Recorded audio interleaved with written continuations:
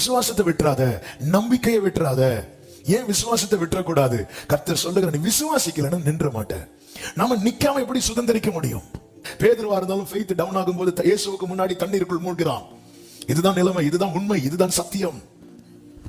ஆமென். பொதுவாகவே அடையாளங்களை காணும் போதோ, வார்த்தைகளை கேட்கும் போது, அடையாளங்களை காணும் போது, அதற்கு ஏற்றாற் போல சூழ்நிலைகள் எல்லாம் சாதகமாய் அமையும் போது நமக்குள்ளே இருக்கிற ஃபெய்த் லெவல் அப்படியே கூடிட்டே இருக்கும்.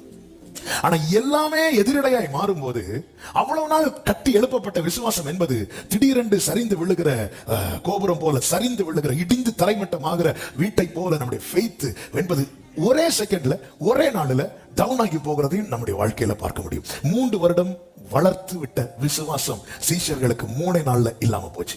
இயேசு கிறிஸ்து தம்மோடு கூடவே வைத்து 3 வருடங்கள், 3.5 ஆண்டுகள் வளர்த்து விட்ட விசுவாசம் இயேசு பிடிக்கப்பட்டு அடிக்கப்பட்டு மரித்து அடக்கம் பண்ணப்பட்டு 3ஆவது நாள் உயிர்த்தெழுந்து வந்த பிறகும், அதுதான் 3 வருடம் வளர்த்து விட்ட விசுவாசம் 3 நாள்ல சீஷர்களுக்கு இல்லாமல் போய்விட்டதானால் நாம் எம்மாத்திரம். ஹல்லேலூயா. எனவேதான் மோசேயை கொண்டு கர்த்தர் இஸ்ரவேலருக்கு அடையாளத்துக்கு மேல கொடுக்கிறார்.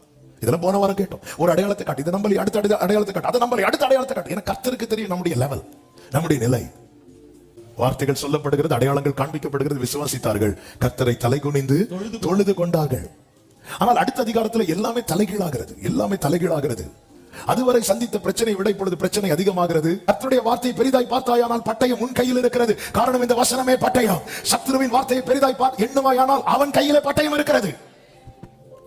கிதியோன் சொல்லுகிறான், கர்த்தரின் பட்டயமே, கிதியோனின் பட்டயம் என்று தான் சொன்னதும் அல்லாமல் தன்னோடு இருக்கிறவர்களையும் சொல்ல வைக்கிறான். சும்மா சொல்ல வைக்கல, எக்காலம் ஊதி பிரசித்தப்படுத்துகிறான். நம்பிக்கை அறிக்கையிடுகிறதில் அசைவில்லாமல் உறுதியாயிருக்க கடவும் வாக்குத்தத்தம் பண்ணினவர். நாம் எந்த வார்த்தை, கர்த்தருடைய வார்த்தை பெரிதா எண்ணுவோமானால் பட்டயம் நம்ம கையில. யாரோ சொல்ற வார்த்தையை நம்ம பெருசு, நம்ம காதுல எது ஒலித்துக் கொண்டிருக்கிறது? அபிஷேகம் பெற்ற தேவ பிள்ளையை, அபிஷேகம் பெற்றவர்களுக்கு அந்நிய பாஷை எப்பொழுது எப்படி முக்கியமோ, அதே போல சவுலை போல காது கேளாது இருக்கிற அனுபவம் முக்கியம். பேலியாளின் மக்கள் நிந்தித்த போது, பரியாசம் பண்ணின போது, சவுலோ காது கேளாதவன் போன்ற, ஆண்டவரே நாவை தொடும் என்று மாத்திரமல்ல, என் காதையும் தொடும் ஆண்டவரே.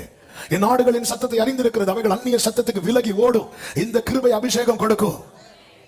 இது நம்ம எல்லாத்தையும் கேட்கிறது. நமக்குள்ள எது மீண்டும் மீண்டும் ஒலித்துக் கொண்டிருக்கிறது? பட்டயம் யார் கையில் என்பதை தீர்மானியுங்கள். பட்டயத்தோடு கோலியாத் நிற்கிறான், தாவீது எதிராக நிற்கிறான், புரிந்து கொண்டான். இந்த பட்டயம் இதுதான் கடைசியா கோலியாத் கையில இருக்கணும். இனி இந்த பட்டயம் கோலியாத் கையில இருக்க கூடாது. ஆமென். கர்த்தருடைய நாமத்தினாலே சங்கரித்து கோலியாத் கையில் இருக்கிற பட்டயத்தை உருவுகிறான். பட்டயம் சத்துரு கையில தேவன் கொடுக்கவில்லை. பட்டயத்தை சபையை உன் கையில தான் தேவன் கொடுத்திருக்கிறார். எங்கே உன் பட்டயம்? கர்த்தர் கொடுத்த வார்த்தை எங்கே? வாக்குத்தத்தங்கள் எங்கே?